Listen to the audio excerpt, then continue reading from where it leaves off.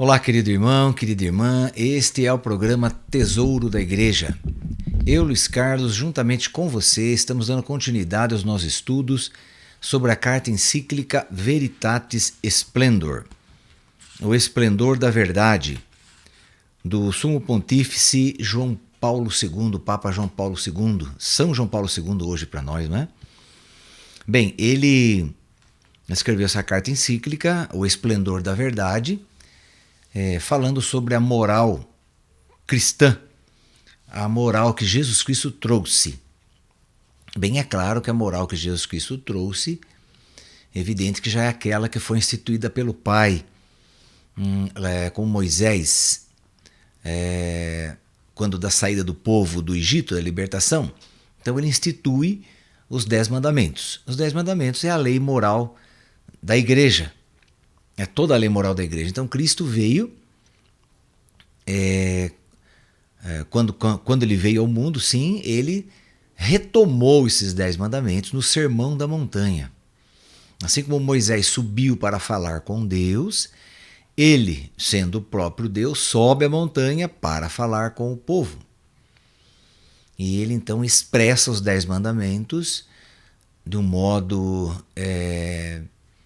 bem explicadinho, de um modo bem incisivo, mas de um modo em que todos entenderam.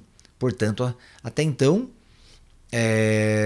cumpria-se os 10 mandamentos de uma forma meio genérica. Mas aí Jesus vem ensinar, dar uma profundidade a esses ensinamentos. Por exemplo, né? Não cometer adultério. Então, cometer adultério é quando um homem se relaciona com outra mulher, sendo casado. E, portanto, então no ato, né? Ele quer dizer, subentende-se que seja o ato sexual do homem que é casado, da mulher que é casada, e parte para isso com outra pessoa. Agora, Jesus, estou falando aqui que ele foi mais profundo, então ele diz, bem, só do fato de você se imaginar como uma pessoa, seu pensamento ser levado, aí você imaginar aquela pessoa numa cama, por exemplo, né? Então, só de você pensar, você já está em pecado. Entende? Então, quer dizer, ele explicou melhor, né, os 10 mandamentos numa razão mais profunda para todos. Não só este, mas todos os outros mandamentos. Então, esses mandamentos eles compõem, então, o estatuto moral, vamos dizer assim, de Jesus Cristo, que ele trouxe para nós. Então, o Papa está conversando com a gente, pensando com cada um de nós sobre este modo de agir, seu e meu, nós que somos cristãos católicos, como está o nosso modo de agir. Bem, então estamos estudando aqui, estamos no segundo capítulo, que tem como título Não vos conformeis com a mentalidade deste mundo. Não vos conformeis com a mentalidade deste mundo. Quer dizer, para nós nos conformarmos com a mentalidade de Cristo, que veio do céu. Nos conformarmos a Ele, a este Cristo. Mas não com a mentalidade do mundo, né? A mentalidade do mundo existe aí para destruir as pessoas, levá-las ao pecado, ao egoísmo e etc. Já Cristo vem para nos levar ao amor, ao perdão, a considerarmos os outros nossos irmãos e ajudarmos uns aos outros, né? A mentalidade do mundo já é egoísta, já é voltada para si mesmo, quer todo o poder, dinheiro, posição social e etc. Aí vai longe, né? Então é isso que o Papa está conversando aqui com a gente sobre essa não vos conformeis com a mentalidade deste mundo. E estamos estudando um subtítulo que diz a liberdade e a lei. Temos a liberdade? Temos sim. Mas a nossa liberdade é agir dentro da lei divina. Quanto mais nos submetemos à lei divina, mais livre seremos. Ao contrário, quanto mais nos submetemos à lei do pecado, mais escravos do pecado nós somos. Bem, estamos aqui estudando um pouquinho ainda sobre essa liberdade, a lei, já fazem alguns dias sobre esse título. De vez em quando ele coloca aqui um versículo bíblico para nos alinhar melhor. O último versículo bíblico que ele colocou aqui para nós é: feliz o homem que põe o seu enlevo na lei do Senhor. Isso é o Salmo 1, versículo 1. Bem, no último nosso encontro, nós estávamos falando aqui, ele estava fazendo aqui uma comparação, uma explicação, o que é lei natural, que é a razão humana, não é? A nossa razão humana, então, é a nossa lei natural, só que essa lei natural, ela é iluminada pela lei divina. É isso que estamos vendo com uma frase de São Tomás de Aquino, um grande teólogo da Igreja Católica, se não o maior, mas um dos maiores da Igreja Católica, São Tomás de Aquino. Ele só para retomarmos aí nosso último encontro, ele dizia o seguinte: em relação às outras criaturas, a criatura racional, quer dizer, o ser humano, está sujeita de um modo mais excelente à divina providência, enquanto ela também se torna participante da providência ao cuidar de si própria e dos outros. Por isso, ela participa da razão eterna, graças à qual tem uma inclinação natural para o ato e o fim devidos. Esta participação da lei eterna na criatura racional, quer dizer, em cada um de nós, é chamada lei natural. Então, a lei natural que nós temos já é uma lei que vem da razão eterna, já vem do pensamento eterno, da vontade eterna. Então, quando o homem se contrapõe a esta razão, ele sabe que está errado. Sabe sim. São Paulo fala isso, né? Que o homem sabe optar entre o bem e o mal. É que ele faz más escolhas, né? Bem, agora então, a partir do parágrafo 44, vamos entrar hoje, ele diz o seguinte: a Igreja referiu-se frequentemente à doutrina tomista, a doutrina de São Tomás de Aquino, da lei natural. Então, a Igreja referiu-se frequentemente a essa doutrina ensinada por São Tomás de Aquino, assumindo-a no próprio ensinamento moral. Então, claro, o que a Igreja absorve, percebe dos ensinamentos dos teólogos, dos santos, da Igreja, dos pensadores. Então, claro, se o magistério da Igreja entende que aquilo está dentro dos ensinamentos de Jesus Cristo, então ela também assume, né, aquele ensinamento daquele fulano beltrano ali, ok? Assim o meu venerado predecessor, então o Papa João Paulo II está falando aqui, assim o meu venerado predecessor Leão XIII sublinhou a essencial subordinação da razão e da lei humana à sabedoria de Deus e à sua lei. Então, o que disse Leão XIII? Ele sublinhou, quer dizer, ele escreveu, ele destacou a essencial subordinação da razão e da lei humana, né? Então, a razão humana, a lei humana está subordinada à sabedoria de Deus e à própria lei de Deus. Depois de dizer que a lei natural está escrita e esculpida no coração de todos e de cada um dos homens, visto que esta não é mais do que a mesma razão humana, enquanto nos ordena fazer o bem e intima a não pecar, Leão XIII, que disse isso, né, nos remete para a razão mais elevada do divino legislador. O que ele escreve aqui, esse Leão XIII, Papa Leão XIII? Mas esta prescrição da razão humana não poderia ter força de lei se não fosse a voz e a intérprete de uma razão mais alta, à qual o nosso espírito e a nossa liberdade devem estar submetidos. Entende? Quer dizer, essa prescrição da razão humana, quer dizer, tudo que o homem tem como lei, tudo que ele sabe que é errado, que é certo, se não fosse, se essa prescrição, essa lei humana não fosse a voz da lei divina, Então ela não teria força, ela não teria expressão alguma, ela não nos levaria à salvação, ela não nos ajudaria no nosso comportamento ético e moral, se não fosse a voz de Deus, vamos dizer assim, né? Resumindo bem.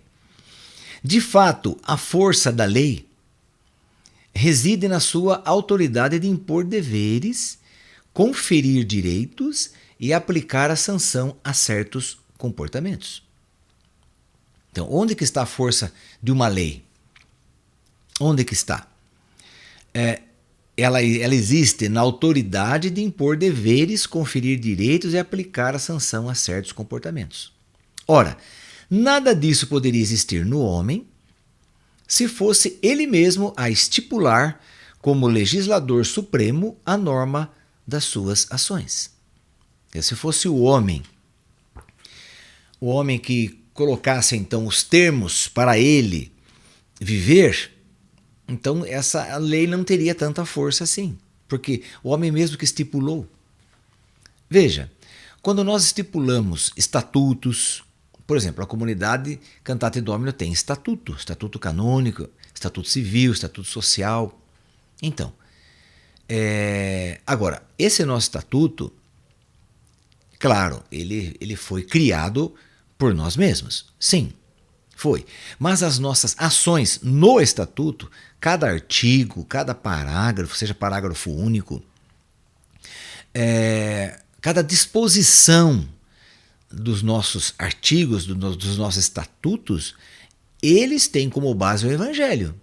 Já no início do nosso estatuto, ali já vai dizendo, no proêmio, né? O que é o proêmio? É o início. Então, no início do nosso estatuto já vai dizendo ali que a comunidade Cantate Domino, ela tem por excelência seguir o Evangelho de nosso Senhor Jesus Cristo. Em tudo que ela vai fazer dali para frente, quer dizer, em todos os artigos, em todos os parágrafos, está ali. Tem como base a lei de Deus, o Evangelho de Cristo. Agora, se o homem vai criando coisas, por exemplo, as leis brasileiras, que são feitas pelo Congresso, vamos dizer. Então tem lei disso, lei daquilo, lei da mãe, do pai, da criança, do preso, daquele que comete um crime, lei que protege um, que defende o outro, e assim sucessivamente. Então o homem criou essas leis. O homem criou essas leis. Mas essas leis criadas pelo homem não têm como base o Evangelho de Cristo. Então elas podem ajudar uns, prejudicar outros, como acontece, como nós vemos aí. Nós vemos tantos inocentes serem presos, e a vida inteira fica preso, prisão até perpétua, e não fizeram nada. Não tem culpa alguma. E muita gente que tem culpa está solto. Muita gente que cometeu crimes estão todos soltos. Por quê? Porque a lei dos homens é uma lei que, infelizmente, não comporta tudo, não consegue colocar o homem num determinado modo de agir seguro. Ele não consegue. O que ajuda um prejudica o outro, muitas vezes. Já a lei divina não. A lei divina protege a todos. É diferente. A lei divina dá vida a todos, a não ser aqueles que não queiram segui-la. Mas ela não tem duplo entendimento. Por exemplo, já a lei do homem, quantos advogados eles tomam uma lei e interpretam de um modo diferente? De um modo que a própria pessoa que colocou ali aquela lei pensou de um jeito. Só que o advogado consegue entender, fazer a lei ser entendida de uma outra forma. E então ele consegue libertar as pessoas ou prender outras, enfim, na mesma lei. A mesma lei que liberta é a que prende. Entende? Então quer dizer, é porque é uma lei que vem do próprio homem. E não tem como base o Evangelho de Cristo. Não tem, aí que está. Então o homem vai conferindo direitos a ele mesmo. E aplicando sanção a certos comportamentos do jeito que ele quer. Ora, Nada disso poderia existir no homem se fosse ele mesmo a estipular como legislador supremo a norma das suas ações. E conclui, isso tudo o Papa Leão XIII falando, né? Daí decorre que a lei natural é a mesma lei eterna, inscrita nos seres dotados de razão, que os inclina para o ato e o fim que lhes convém. Ela é a própria razão eterna do Criador e governador do universo. Entende? Então, essa lei inscrita no coração do homem de fazer o bem, de buscar amar o próximo, de buscar servir a Deus, amar a Deus sobre todas as coisas, de não romper limites com o ser humano, de não desejar o que ele tem, os bens que ele tem, de não matar, de não roubar, enfim, de honrar pai e mãe, etc., que são os 10 mandamentos. Então, nisso tudo, o homem é beneficiado, é só benefício, é só graça, é só bênção, é salvação. Enquanto que se o homem sai desta lei eterna, então ele está amaldiçoado, na verdade. Ele perde a bênção, perde a salvação. E adquire para si um estado maldito, um estado de maldição, na verdade. Ok? Bem, continuando aqui então. O homem pode reconhecer o bem e o mal, graças àquele discernimento entre o bem e o mal que ele mesmo realiza com a sua razão.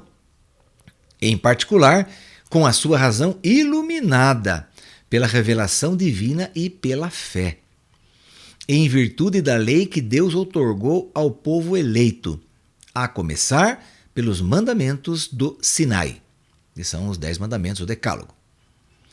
Israel foi chamado a acolher e viver a lei de Deus como particular dom e sinal da eleição e da aliança divina. E, ao mesmo tempo, como garantia de bênção de Deus. Olha, garantia de bênção. Se você seguir os 10 mandamentos, você terá isso, isso, isso. Quer dizer, são garantias. Se você seguir, você terá essas bênçãos, essa garantia que vem de Deus. Se você não seguir, você não tem essas garantias, você perde as garantias. Mesma coisa que você comprar um material com nota fiscal ou você comprar um material no cambalacho aí, não é verdade? Que pode até ser um material roubado, não é? Então é nesse sentido aí que você tem a garantia e não tem a garantia, ok? Assim Moisés podia dirigir-se aos filhos de Israel perguntando-lhes: que povo há tão grande que tenha deuses como o Senhor nosso Deus, sempre pronto a atender-nos quando o invocamos? Pergunta que Moisés fazia ao povo. E agora o Papa faz para nós. Qual é o grande povo que possua mandamentos e preceitos tão justos como esta lei que hoje vos apresento?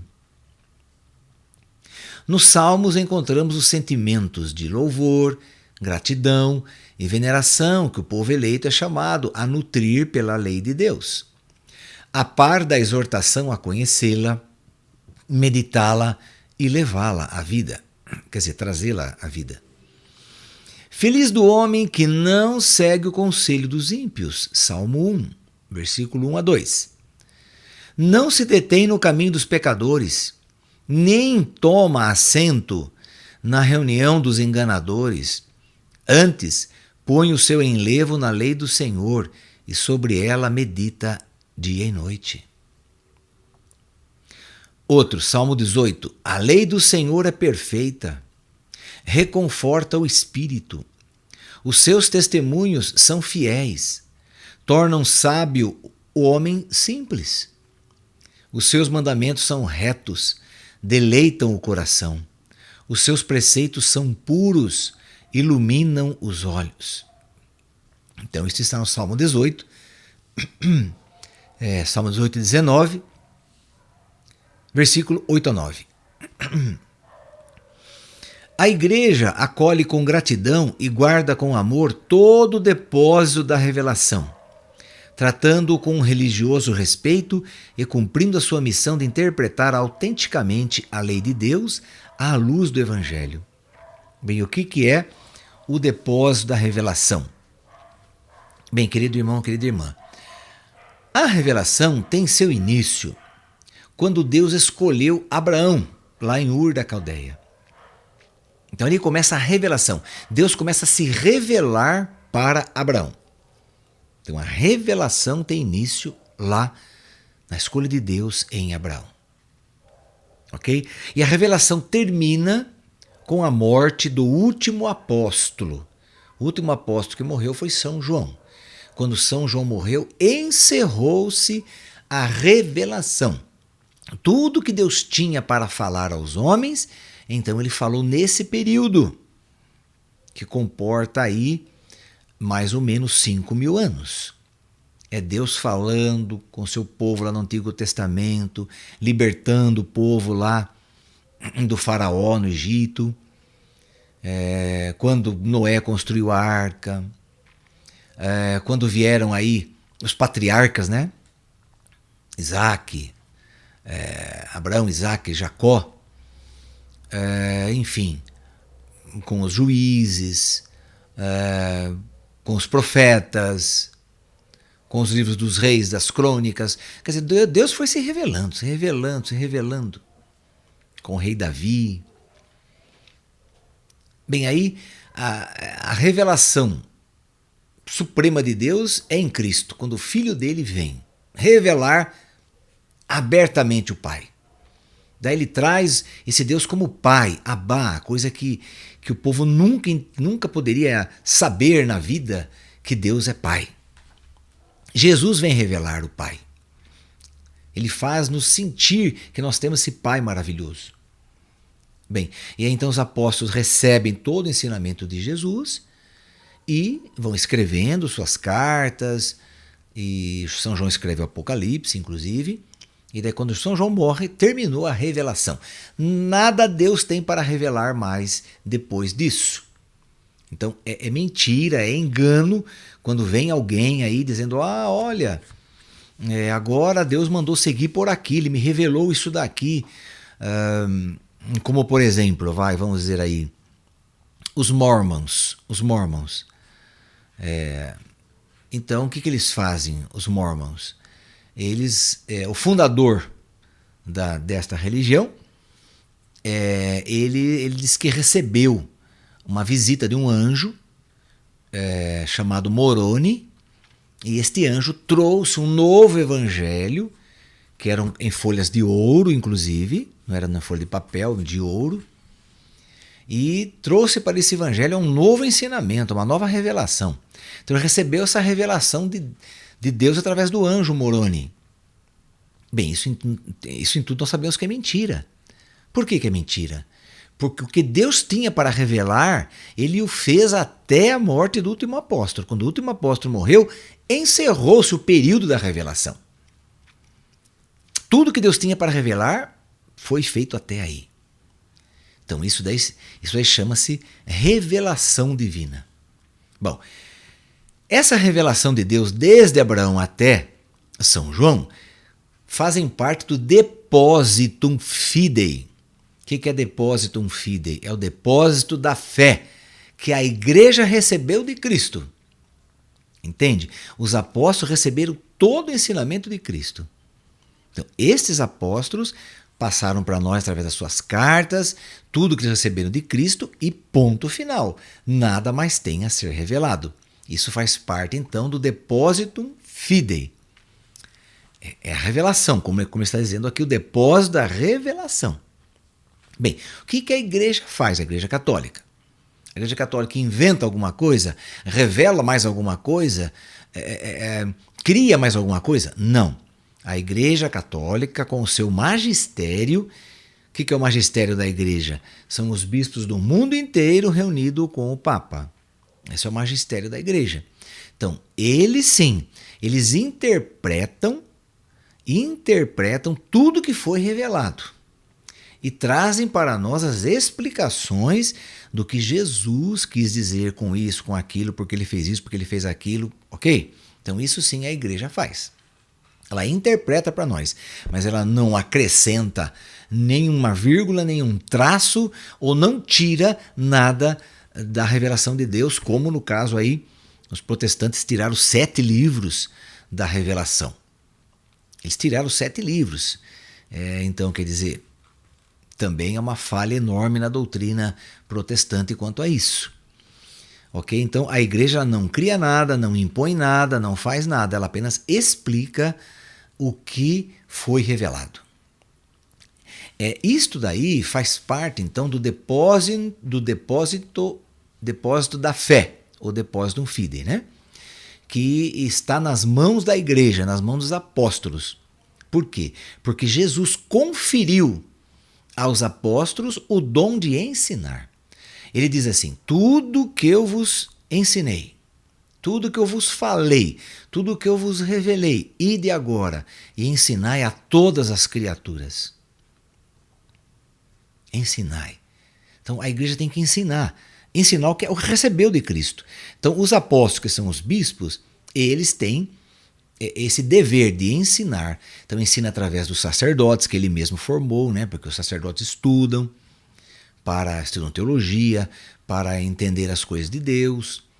Então, quer dizer, o bispo confere o dom de ensinar aos sacerdotes também.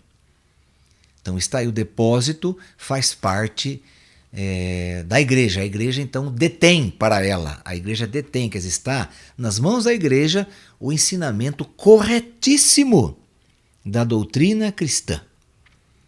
Por isso que o que sair da doutrina católica é duvidoso. Não tem 100% de garantia. Já os ensinamentos católicos têm 100% de garantia de que são verdadeiros, reais e absolutos. Os outros ensinamentos têm coisas certas que ensinam? Tem sim. Mas não tem 100% da revelação divina. Ou 100% do entendimento correto das coisas. Por isso que há muitas coisas erradas em outras religiões, mesmo nas denominadas cristãs. Ok, querido irmão, querida irmã? Bem, então já cumprimos o nosso horário de hoje. Nós vamos fazer a nossa oração final à Virgem Maria. Ó Maria, Mãe de Misericórdia, velai sobre todos para não se desvirtuar a cruz de Cristo, para que o homem não se extravie do caminho do bem, nem perca a consciência do pecado, mas cresça na esperança em Deus, rico de misericórdia. Cumpra livremente as boas obras por Ele de antemão preparadas, e toda a sua vida seja assim, para louvor da sua glória. Que o Senhor nos abençoe em nome do Pai, do Filho e do Espírito Santo. Amém. E até o nosso próximo programa, se Deus quiser.